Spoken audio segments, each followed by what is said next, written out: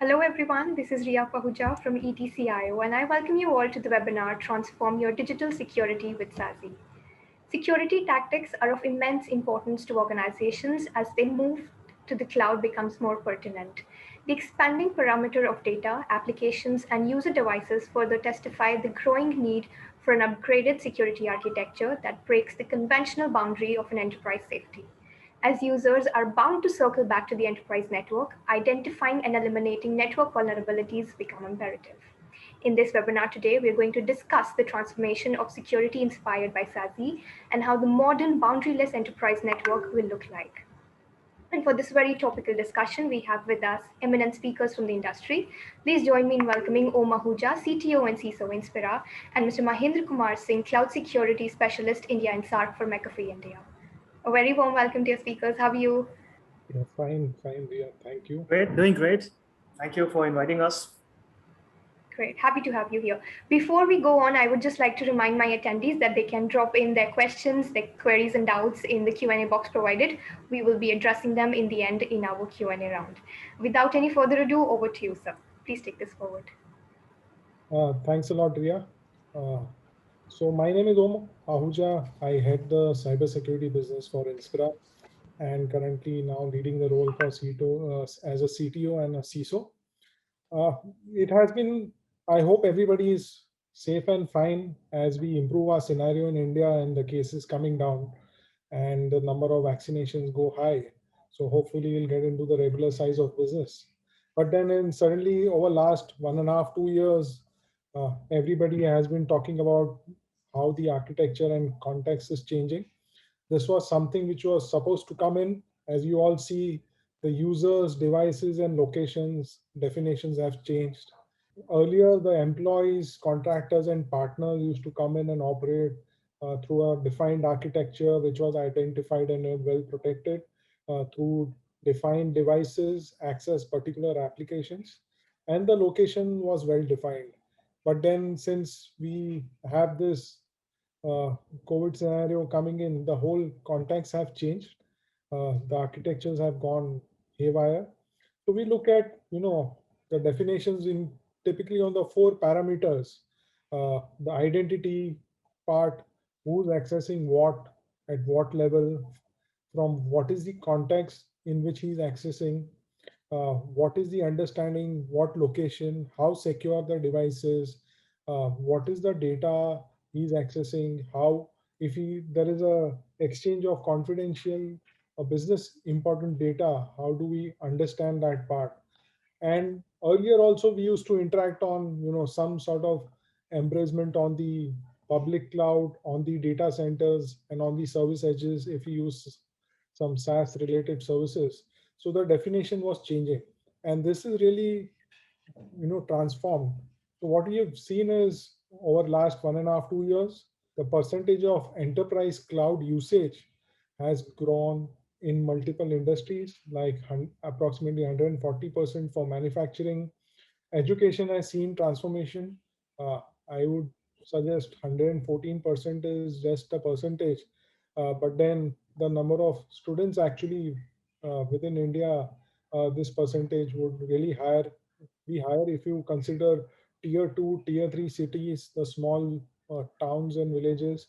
This percentage is nearly 200% for people, for students using remote connectivity for education. Real estate and constructions have changed drastically. Nowadays, even if you want to book a flat, there is a virtual tour. The government services, the financial services, although we're going online, they have suddenly seen a huge increase in terms of online transactions.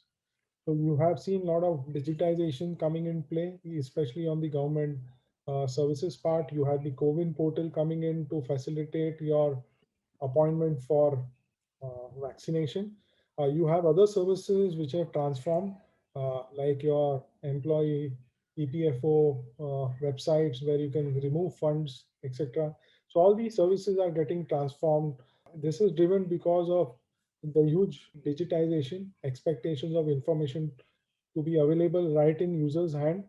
And then, there are implications. Implications suddenly we have changed that our managed users have become unmanaged. Our data, which was working in a particular architecture, suddenly you start worrying about data exfiltration. We've been a lot of outside the corporate usage network is happening. We've seen a strain and huge impact on the VPN and MPLS infrastructure. Suddenly, the old definition architecture of MPLS has changed. The VPN is taking too much of load, and the current architecture, if you start expanding on the VPN, was creating a lot of trouble. So they have been, this has been exploited well by the attackers. Uh, More than 630% increase in external attacks on cloud accounts. So there have been huge increase, especially on your Salesforce accounts, on uh, M3 Office 365 accounts. There have been new layers of security which are being constantly added, but then there have been constant attacks which have been being exploited since the architectures have changed.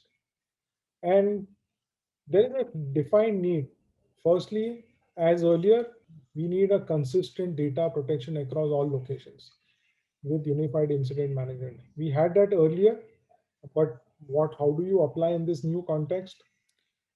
Enable direct to cloud internet connectivity to protect users anytime from any network on any device and any service. Earlier, this was the imperative for roaming users within an organization, people who used to be in their sales role or in a role function where they had to move around with their laptops connected outside the corporate network, were enabled and they were treated separately, and there was a end-to-end security defined from the assets which they used to access. But then suddenly everybody requires that, and then we also need to provision the highest level of threat protection for all web traffic and cloud services. Since we started adopting this web traffic and cloud services, you've also seen a dramatic change on some core service providers like Microsoft and all, where they have started pushing in for Office 365 subscription instead of selling in-premise licenses. So this is a transformation.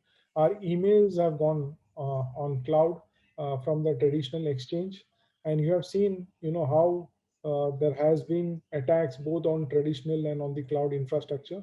So security is imperative, threat detection and data awareness.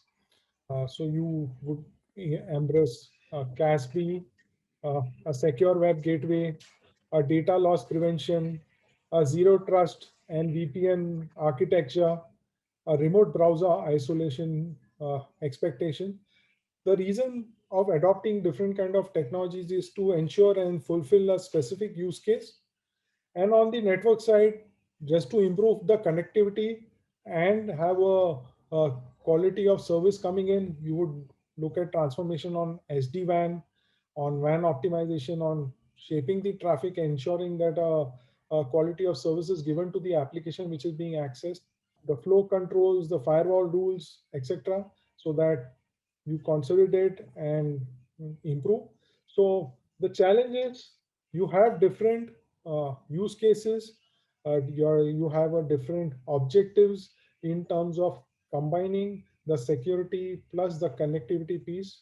And this is where what we'll be accessing today is the secure access service edge, a platform, a framework approach where we converge both the thought processes, and we'll be working and discussing more on in terms of how do we address this, how do we take care of your use cases deeply, what has been there earlier, and how these use cases will be enhanced when you adopt the SASE framework as we may define it.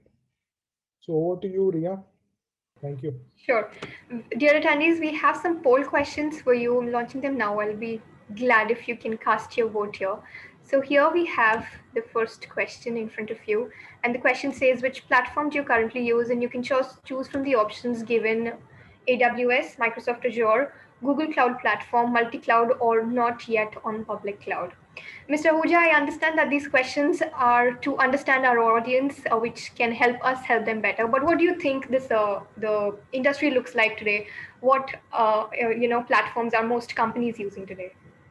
Yeah, I think most of the companies have started using the Microsoft OC 365 services, and there have been some consumptions coming in on Azure and AWS.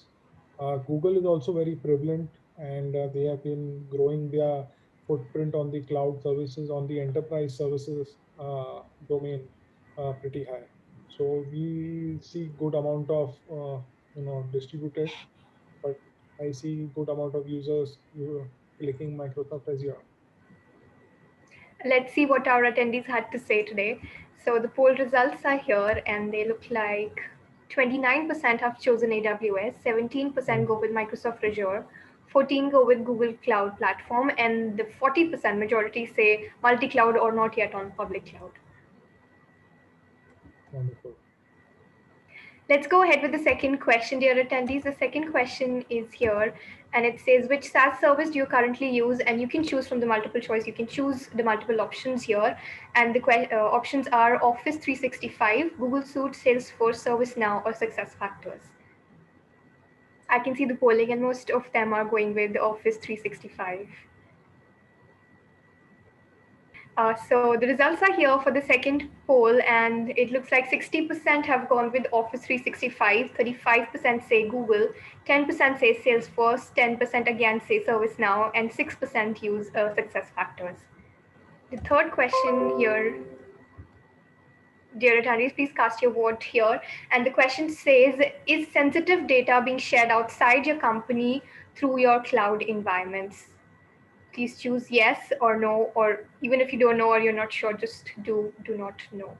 Mr. Ahuja, again, can we have your thoughts, please? What do you think this would look like? I think most of it should be yes. If it's no and don't know, then there is something, there either people don't know about it. It's difficult to guess. Again, it's just our thoughts. This result will help us understand them better. So Don't let's know. see what the attendees have to say. And 30% say yes, 40% say no, and 30% say do not know. So we have, dear attendees, we have the last question here for you. Please cast your vote here. And the question says, which collaboration environment do you currently use in your organization? Slack, Zoom, MS Teams, or WebEx? The majority is going with MS Teams. And let's see what the audience has to say. So 41% say Zoom, 53% say MS Teams, and 6% use WebEx. Great. Thank you so much, attendees, for being engaging with us and sharing your votes here. Mr. Singh, over to you. Please take this forward. Thanks, Ria. Good afternoon, everyone. Good evening, everyone. Warm welcome to everyone. We understood the thought process from these polls, that majority of us are using cloud applications. Data is there in cloud application. In some scenarios, it's been shared. In some scenarios, probably it's not been shared, or at times we don't even know. We are doing it and we don't even know. Right? So good to know all this. When I interact with some of the customers, I also get a similar opinion. So I was happy to see similar results in the polls as well. Let me quickly go ahead and share my screen. Okay, so good overview we got. Thanks, Om, for sharing the thought process and why the SASE based architecture is coming into play, and more or less everyone in the industry is towards adopting the SASE framework in one form or the other. Okay, whether it is in the form of connectivity, whether it is form in after connectivity, the data which is there in the cloud, or applications which are hosted in their public cloud, or in the private data center. It could be anything, range of all of that.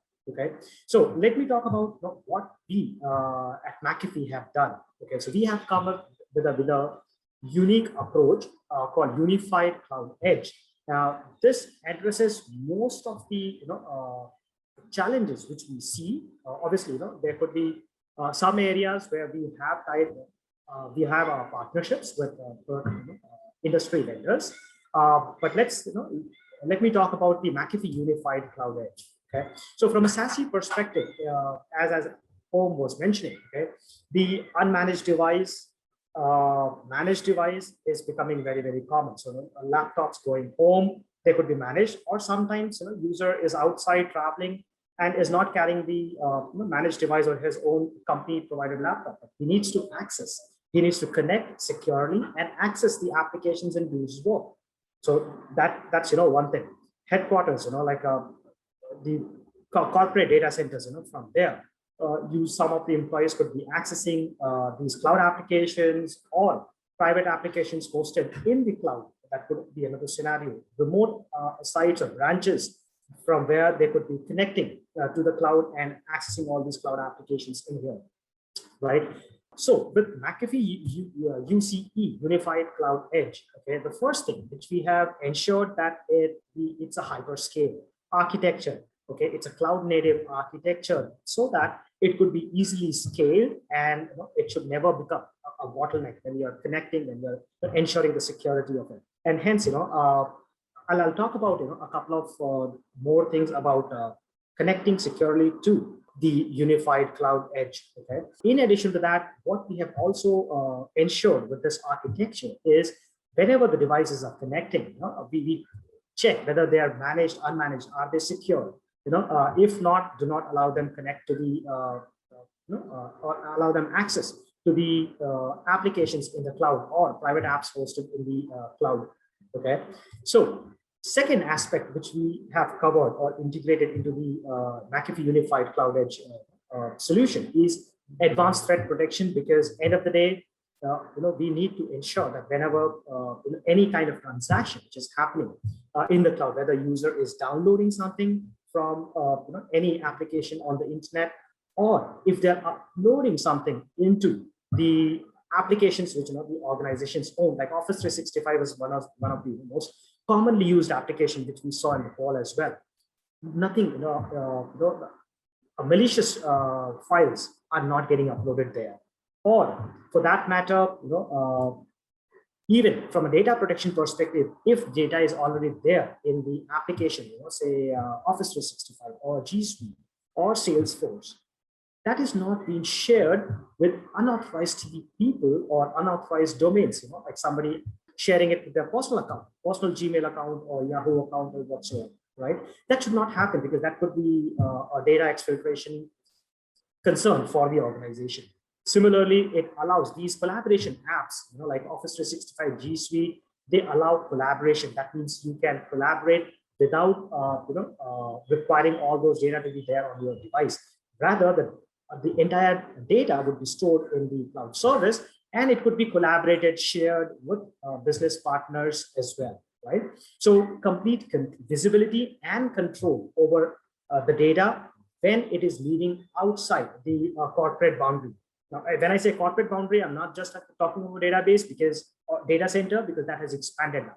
It's data center and the Office 365 instance of your organization, or Salesforce instance of your organization, because that is also your extended boundary where you are storing your data. So data leaving these storages, we should have complete visibility and control. Those are the three things which we have kept in mind when we came up with Unified Cloud Edge as a solution.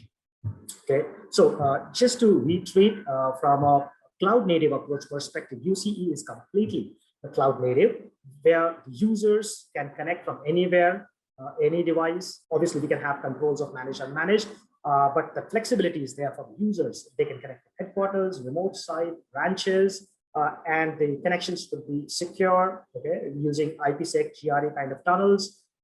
It's a cloud native management solution. So everything is hosted in the cloud, the management, the control, everything in the cloud. There's no on-prem infrastructure which you would have with this architecture. Obviously, if you want to have, we can have the hybrid approach as well. But primarily, how we see organizations adoption is looking for cloud-based, cloud native solutions, right? And Availability is also very, very important because a lot of business now is happening on the cloud, right? It is dependent on the internet in the cloud. So we have ensured that we maintain the uptime availability of our infrastructure hosting the UCE platform to 99.999. Okay. Similarly, we have like 60 plus global POPs or edge POP where the users or branch officers can connect to, and we can apply the security policies over there. And in addition to the global POP, what we have also ensured that not just the POP, whatever POPs we are bringing up on the in the data centers, it should also be part of peering network, which means that as part of the peering network, we are able to reduce the latency.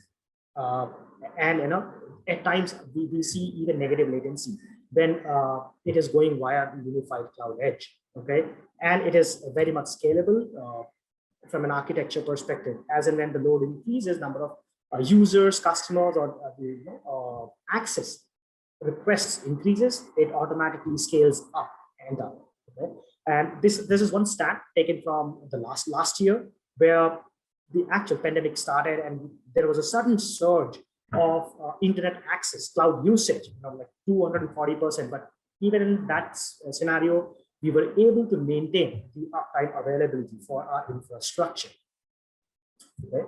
Now let's talk about the second aspect, okay, which is around access. Okay. Now let's take an example of a managed device, which means a user probably working from home and using his corporate laptop, or maybe even a mobile device, doesn't matter.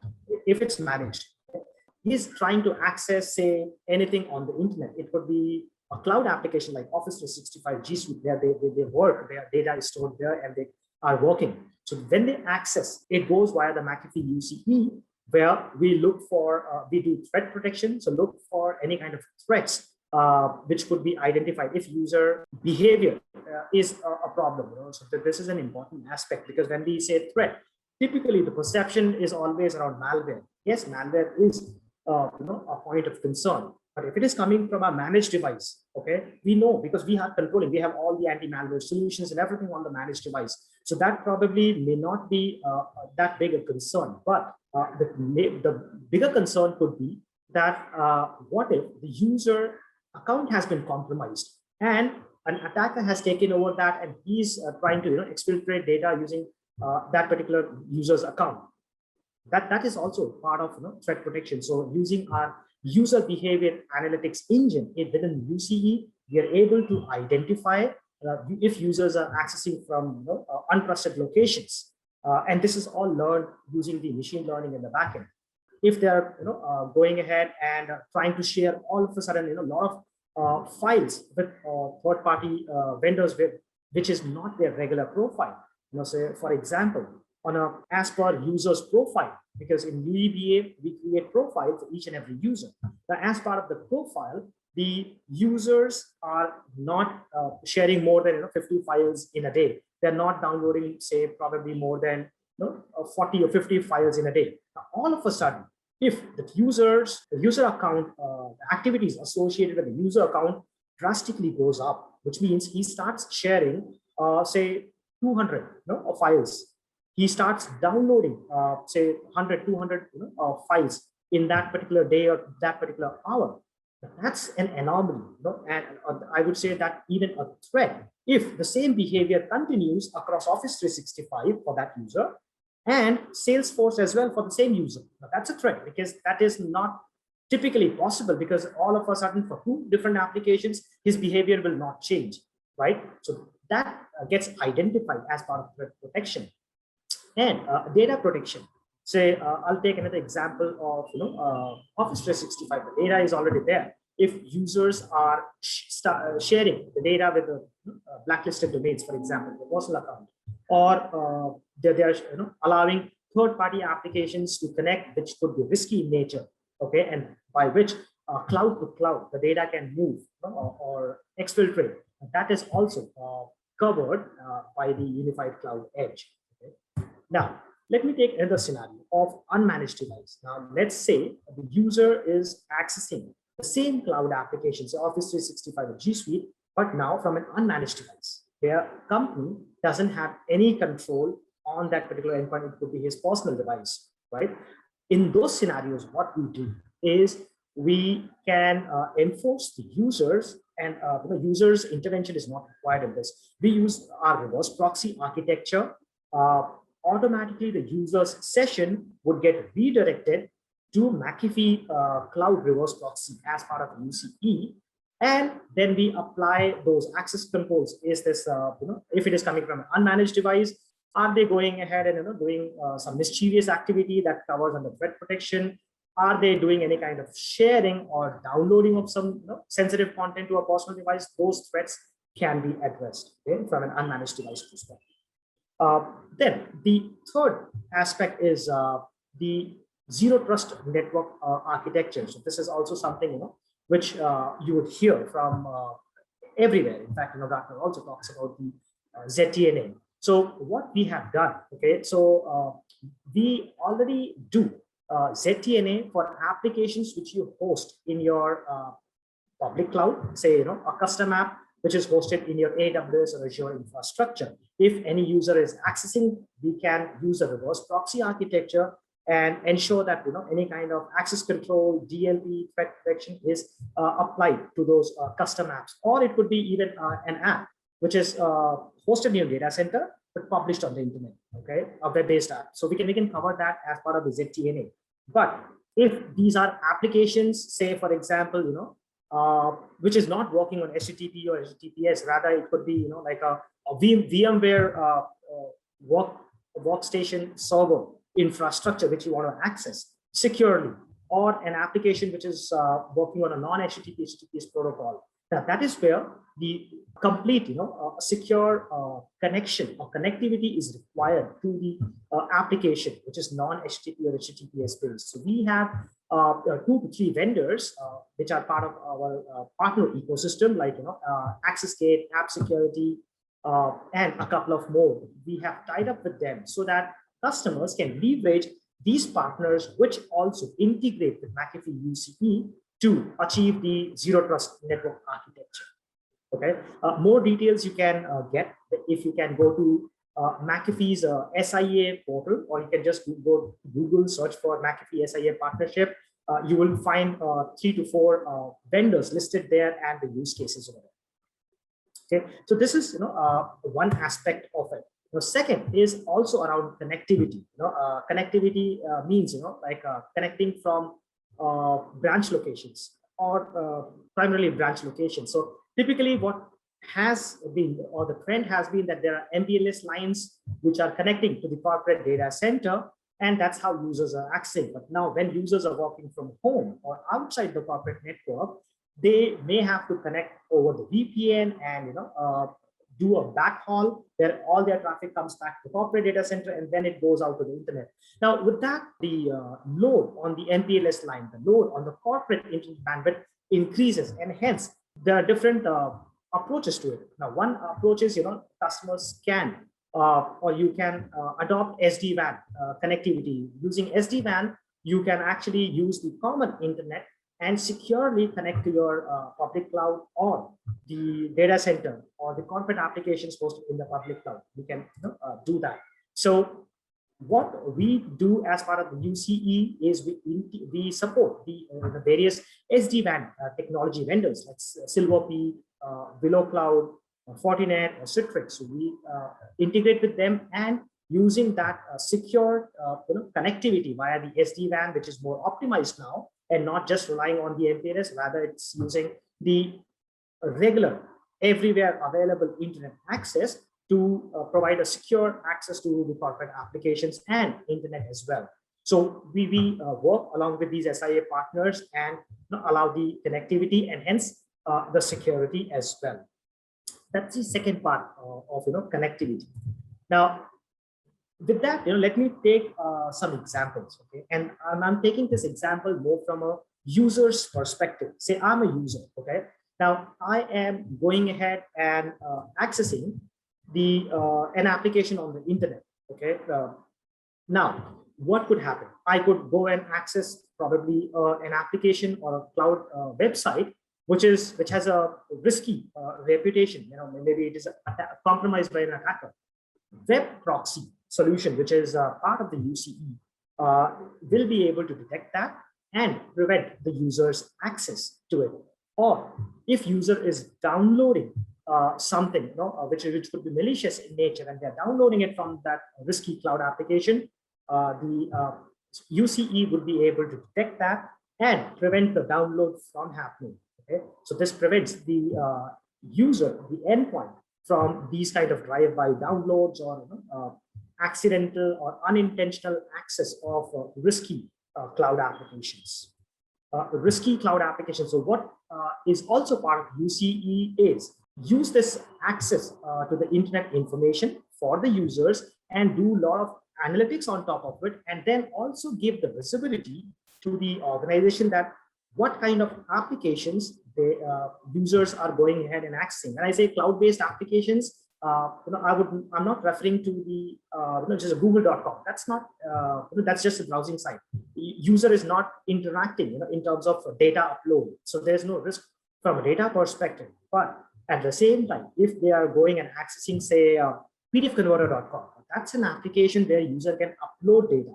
That is where the risk of data exfiltration can come in, right? The shadow IT module within this UCE helps to give you a visual that these are the high-risk applications. These are the high-risk cloud applications. These are the risky applications which do not have multi-factor authentication. There are many 55 plus different risk attributes which we look at and give you a view that application, why is it risky, why you should allow it, why you should not allow it, why you should post the users, all that is part of the governance framework from a cloud adoption perspective. Okay, which is where we can say that, okay, go ahead and block the high risk applications, but at the same time for medium or medium risk or low risk, go ahead and coach the user so that we're educating the user not to go there and instead use another safe application as part of the coaching that can be there, right?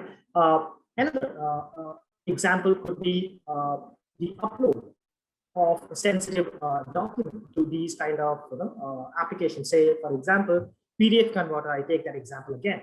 If I am, as user, uploading sensitive content, and for example, I have allowed it, as per my organization policy, if there's any sensitive data getting uploaded to pdfconverter.com, we should be, the UCE can actually detect that sensitive data upload and prevent that from happening. Okay, those are more from internet access and data upload perspective.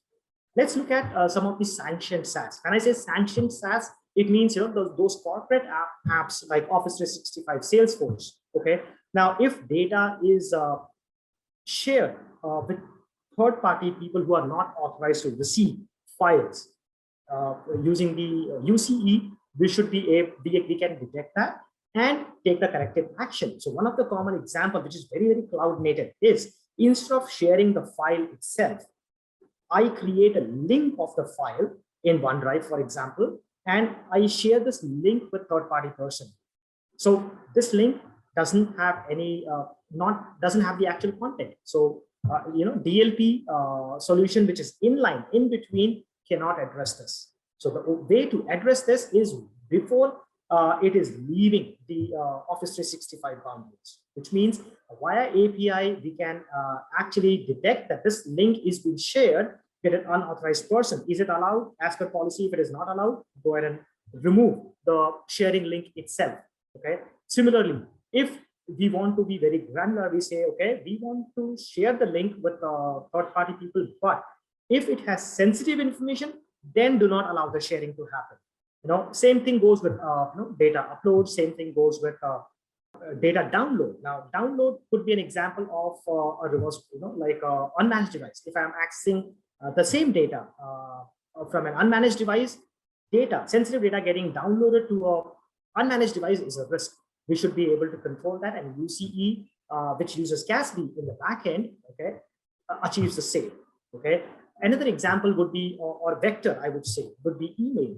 Now, somebody can send emails and attach these sensitive content either as an attachment or in the mail body.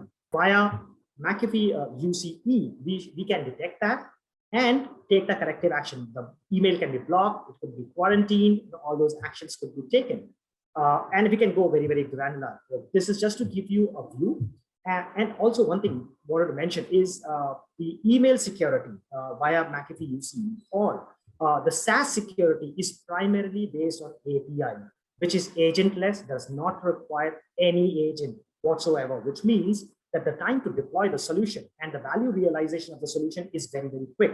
And there are many instances where we were able to deploy very, very large user base, goes in hundreds and thousands in a matter of a couple of weeks. That's the advantage of using agentless approach.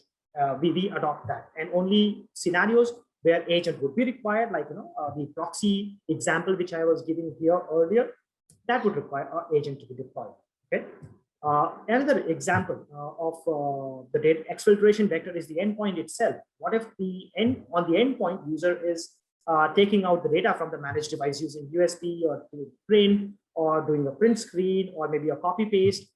Host DLP or the endpoint DLP, again, part of the UCE, can cover that exfiltration vector, and the same goes for the corporate data center, where network DLP can address those scenarios.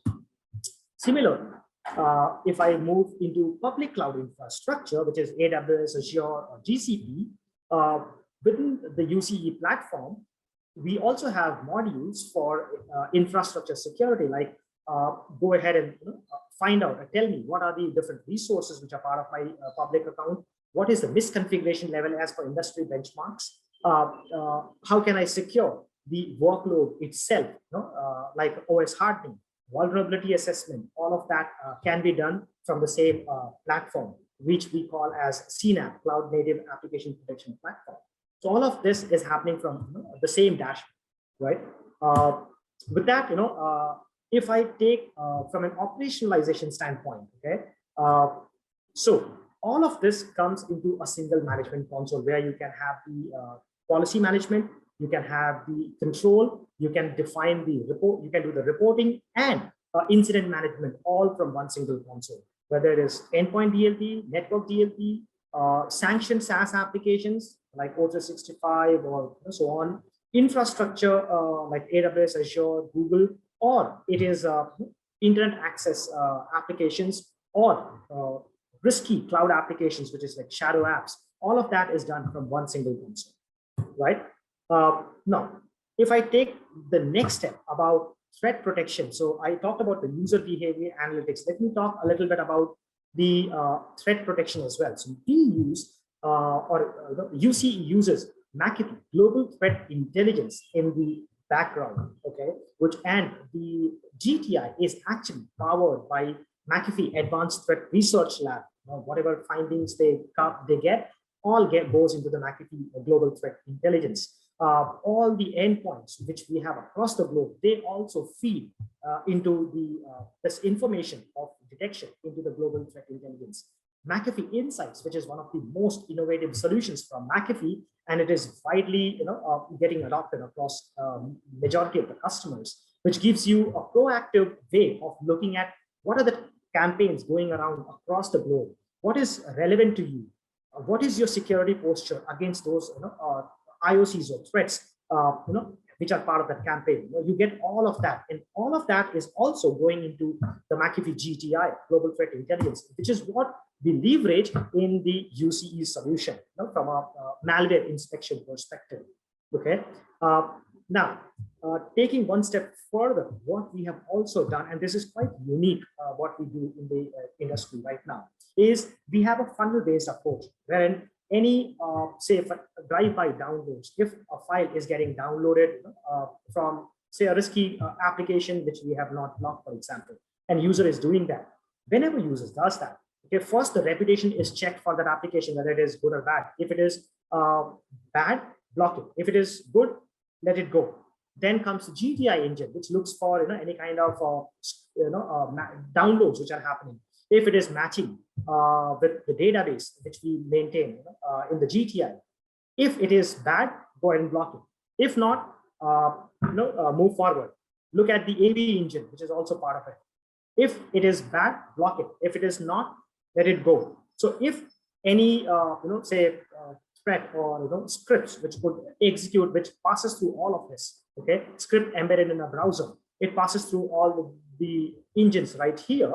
It goes into the simulation engine, which we call as gateway anti-malware engine as well, which is it will simulate those scripts, and based on the analytics, which is without signature, this is all based on the behavior.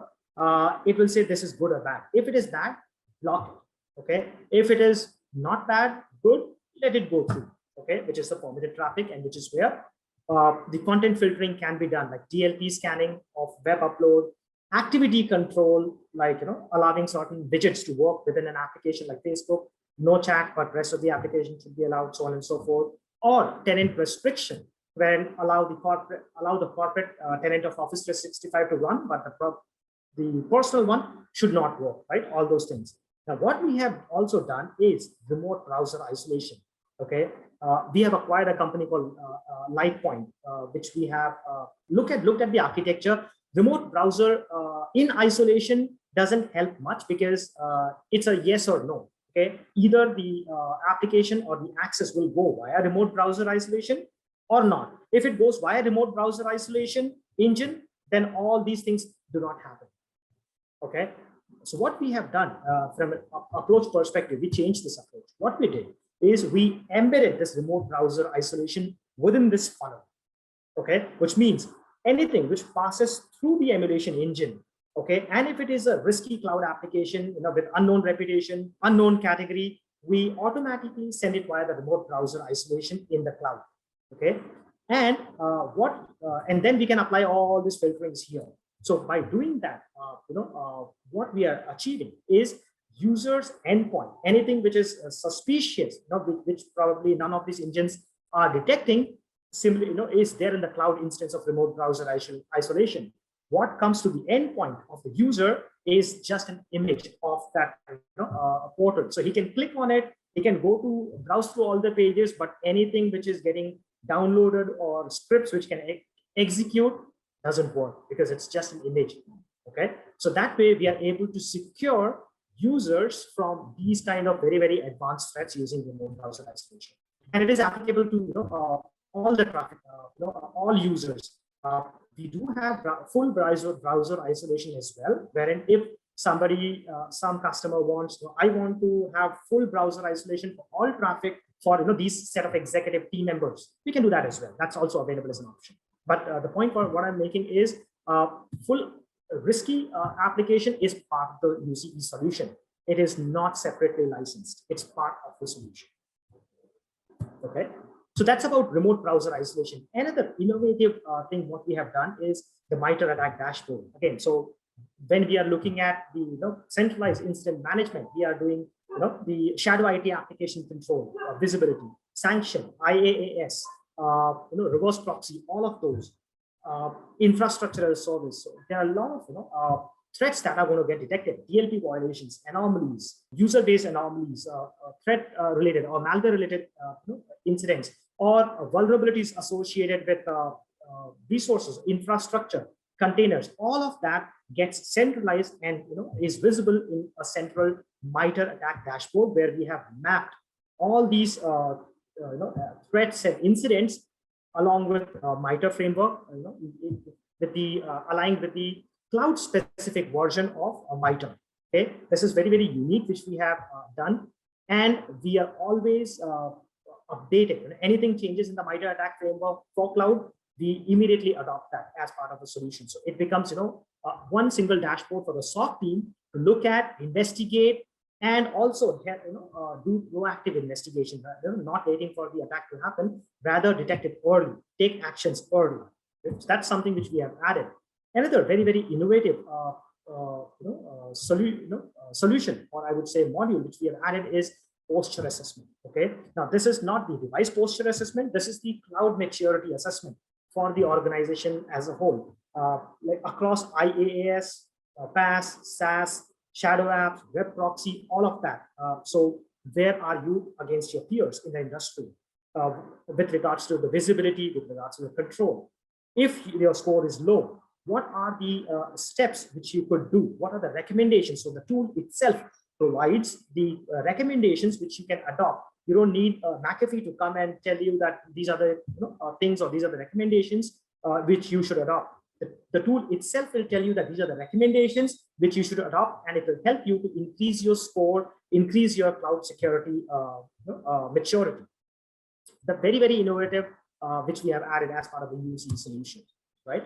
So with that, I bring back the older slide, from a summarization perspective, that UCE has combined, multiple things as one, like user behavior analytics, remote browser isolation, gateway anti-malware engine, which is the emulation sandbox. A global threat intelligence is also a feed to it from a threat protection perspective. From a data protection perspective, the cloud and web DLP, endpoint DLP, real-time collaboration controls, which is very, very cloud to cloud native, shadow app, visibility and control for 30,000 plus applications, cloud security advisor. Okay, and from an infrastructure perspective, the uptime, the number of POPs, peering POPs, ultra low latency, and from a ZTNA perspective, partnerships with industry leaders on ZTNA, SD-WAN solutions. So all of that could be leveraged, and we have control and visibility from UCE. So that is the advantage we see for customers when we talk about UCE, and this is one step to take you to the SASE framework. I would say the fastest way to adopt the SASE framework would be adopting a solution, something like Unified Cloud Edge, which is covering or converging all of these aspects into one, right? So with that, let me also talk about some of the alliances. So it's not just with McAfee UCE we are only protecting. We are also partners with AWS, Microsoft, Google Cloud. Okay, for example, advanced tier partner for AWS. McAfee has that certification, and endorsement from AWS itself. Well, security competency, is another thing which we have. We also have rebates, which is like a partnership with AWS. If you want to take McAfee UCE, you can always go to AWS marketplace and get it from there.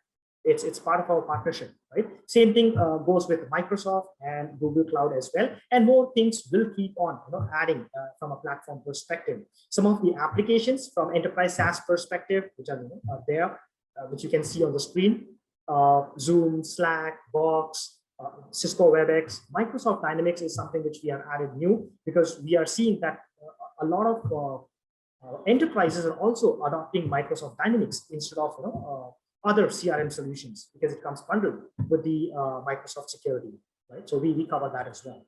And from a market analyst perspective, these are some of the latest things which I wanted to share with everyone.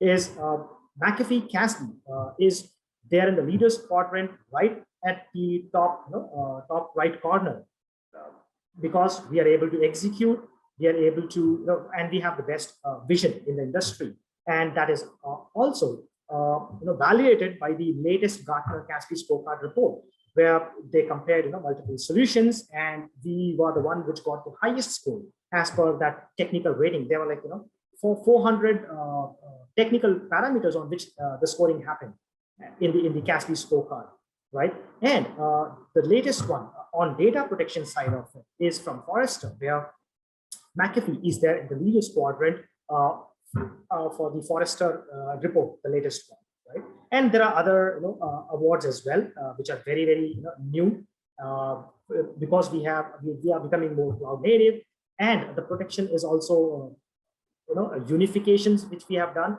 Because of that, we are getting recognized industry-wide by different third-party analysts, right? So I would like to leave everyone with that. And also, if you have any questions, you can check, you can ask us during the Q&A session. We will be really happy to take you through those questions and the responses as well. So with that, I hand it back to Ria. Over to you. Sure. Thank you. First of all, thank you so much for that insightful presentation and session. Dear attendees, we're beginning with Q&A round. So please drop in your questions in the Q&A box. We will be addressing them now. So, Mr. Ahuja and Mr. Singh, I'm going to keep my questions open to both of you so we can have responses and thoughts from both of you. So, the very first question from one of our attendees is he wants to understand the difference between ZTA, that is Zero Trust Architecture, and ZTNA, that is Zero Trust Network Access. Okay. So ZTA is just an architecture, okay? Zero trust architecture, it's like, how do you define, how do you allow access to the users from anywhere without requiring probably, even a VPN, okay? And you always authenticate the user. That's the whole architecture, okay? You're not trusting any user. That's the zero trust architecture, okay? And it is also interchangeably used as a zero trust network architecture. The terms are interchangeably used. There are different players in the zero trust architecture. McAfee is just one of them, but there are other players who purely work on the connectivity side of it, not on the data side of it. Right? So McAfee, as part of our strategy, is more on the data security side of it. Okay, purely on the connectivity side, we have other partnerships, like app security or access security, AppGate. Those are some of the vendors. Sure, thank you for that. The next question here is, I'm assuming the attendee wants to ask, how much is cloud connectivity safe? Mm-hmm. So there are a lot. Good question. let me take it up. So it's a good question, and it is not a new question. It has been there for like very, very long time. Is it safe? Is it certified? Questions like those. So there are multiple things which should be checked. Probably Om can also chime in. Is first, the contract has to be really, really tight whenever you're adopting a cloud application or cloud security. Like for example, you're adopting Microsoft. There should be people should be reading the contract. What are the do's and don'ts? What are allowed? What are not allowed? SLAs. All of those are mentioned in the in the contract. So that should be very, very clear. And from a data privacy perspective, from a data security perspective, they should be there. And once that is there in place, then you look at a CASB kind of solution, which ensures that the data which is already there now should not go to unauthorized people, should not get shared without a good reason. So all those things could be covered by CASB solutions. It could be a combination of both. But if you ask me from a certification perspective, that is also something which you should look at. So the CASB solution should be adhering to some of the industry standards, like FedRAMP or SOC 2 certification, or say ISO certification. Those ensure that the application, the CASB vendor themselves, their application which is hosted in the cloud itself is secure. They are following all the right processes. In addition to the certifications for the platform provider also, like Microsoft, Azure, AWS, what are the certifications they have gone through? All those should be part of initial cloud assessments, basically. Sure. Mr. Ahuja, you were saying something. Can we have your thoughts on this? No, I think Mahendra has given a detailed answer on that. But then the only thing is that, nothing is safe till the time you are very clear of what is the objectives you want to meet and how do you want to secure. And security is designed in a manner where you would see how do you recover from that. So even if you have some of the controls failing, how do you protect your primary source, your primary information, your data? How do you restore that part? So all those objectives are very well defined. That is where cloud adoption is going bigger, because you have multiple services which are dependent, are independent, and then you interlink them. And even if one component fails, you can immediately recreate the component separately and have the connectivity routed out till the time you do the analysis on the component which had failed, or if there is an attack, you can do a forensic investigation on those domains. So a cloud gives you advantage that you have a higher availability. You can start your business again. You can reshape your architecture and learn from it and come back online. So these are the advantages which are there. Sure, thank you for that. The next question up here is pretty direct. I think the attendee just wants to ask, how do you take care of data privacy? Yeah. So data privacy is something where you are aware as to what controls you need to put in place. Data privacy is something where you are aware what kind of data is flowing where. You have a appropriate visibility. I think Mahendra highlighted that part into it, where data privacy is, what one point of objective in terms of doing a analysis in terms of how your data is flowing, so that you can have appropriate controls and appropriate mechanisms to encrypt that data, have appropriate backups of that data, and ensure that the data is available to right people uh, at right point of time. Right. Just to add to what Om mentioned, from a UCE standpoint now, I'll answer. Okay. So to address these privacy concerns, what we have also done from an architecture perspective is, for example, okay, any data which we are consuming, say from the proxy, for example, okay, to do the shadow IT analytics, we tokenize the username and IP address because that's very, very sensitive, or it could relate to PII, okay, username or IP address. We tokenize that. So even McAfee doesn't have access to it. They only get the token information. Okay, that's one area. Similarly, the user information which is coming from sanctioned applications, that can also be tokenized. Okay, there are pros and cons to it, but yes, it can be done from a privacy standpoint. Third, whenever we are integrating with these sanctioned applications, for example, the DLP inspection, if you know, the DLP inspection happens on the actual file.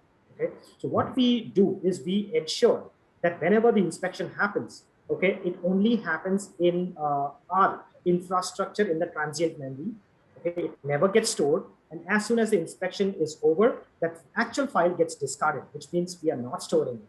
Okay, and on top of it, if there are any actions, like if the file has to be quarantined, okay, we never take a copy of that. The quarantine file will always remain in the CSP, like Office 365 or Box or Salesforce. It will always remain there. There would be a separate folder created, and the quarantine files will go into that. We don't have a copy of that.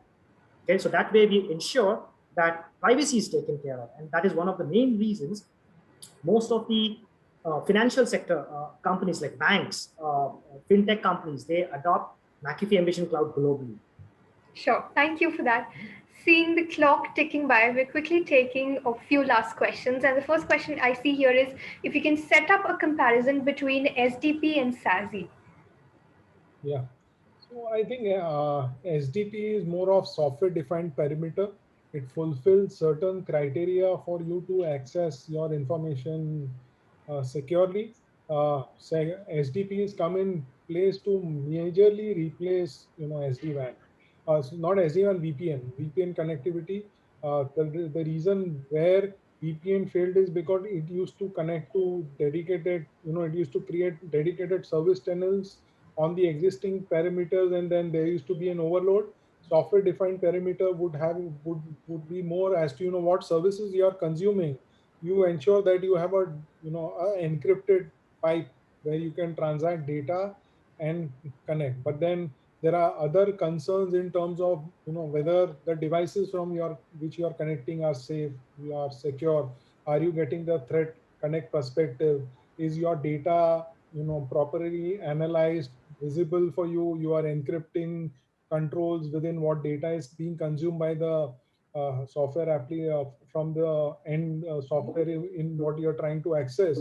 So these are some of the things which SDP would not take care of it. So SASE is a framework as an approach where you holistically combine your security concerns and your network edge concerns to ensure you deliver everything. So today, for certain use cases and business cases, we have McAfee giving you a holistic feature, but then they have also kept the window open to have their third-party alliance partners where zero trust and other functions get fulfilled, so that you have an integrated framework architecture already in place. So this is where we go in, and I would say, being more on an idiotic side, I would say that you should not go by the term. You should go with the use cases which you want to fulfill, prioritize your use cases, then look at the solution which will give you the maximum compliance on that particular use cases what you're looking to fulfill. Absolutely. I agree with you. It has to be what are the outcomes which you want to achieve, and then look at the technologies accordingly. and probably they could be from one vendor, they could be from a couple of vendors. Ensure that they can integrate. That's the whole approach of SASE as well. So, quickly taking one last question, and the attendee wants to ask here, with the emergence of distributed cloud, how will it affect the SASE solutions in the market? In fact, it doesn't. SASE framework, as part of SASE framework, the whole objective is, you should not be vendor binder or vendor locking. That should not be there, right? So, which means that if you're using, say, for example, I'll take UC as an example. In UCE, it doesn't matter whether you're using AWS as an infrastructure or Azure or GCP. All three of them would get integrated. Similarly, Office 365. Okay, there could be like one instance for your organization, or if you have like a sister company of yours, and there are two Office 365 instances, one for your corporate infrastructure and one for the sister company. Both can be integrated. So you can. It is a multi. It should support multi-instance and multi-cloud. So that's the whole objective of a SASE framework as well. No vendor lock-ins. Sure, thank you for that. We have another question here, and the attendee wants to understand the comparison, if we can compare this solution with Akamai's EDS. I don't know. Well, his direct question is, how does this compare with Akamai EDS? Probably I will have to look at what is EDS. I know Akamai is into the CDN, but what is EDS, I do not know. Okay, so if that is very specific, if you can give more context, what is EDS, and what this question refers to, probably we can give, dig deeper into that. But without that, I don't want to give some vague answer. That's all right. I'm sure we can connect later from this session and have a little more discussion and explanation onto that. Quickly taking one last question here, and the question says, in case of multiple cloud connectivity, what is the percentage of security assurance? So percentage of security assurances in terms of it's a word where you need to have controls and validation of these controls. Now, apart from as you consume a lot of clouds, you also have a lot of solutions which also give you good amount of analysis on what is your cloud configuration, the native cloud configuration you are using, what is the vulnerability status onto that part, and then also certain use cases holistically. How do you integrate your enterprise controls when you are connecting to the cloud? And these has to be uniform, whether you're in office, outside office. So now the dam is open, but then again we reconverge, and probably somebody is thinking of adopting SASE framework will then stop thinking, okay, now we have got the vaccination, my architecture will not change.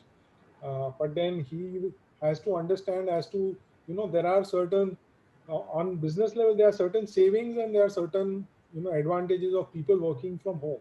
So people have realized that they are transaction users who don't have to talk or who don't have to communicate, who are not sharing too much of confidential information, are validating in the process, can operate out of home. But then when they're operating out of home, you want to ensure that they have the same controls when they're operating within the company. So these approaches will help them to adopt and integrate well. And then you also need to not leave up the other aspects of doing continuous vulnerability assessment, testing of your applications as you integrate and move into your digital transformation. SASE takes care of your device to cloud connectivity.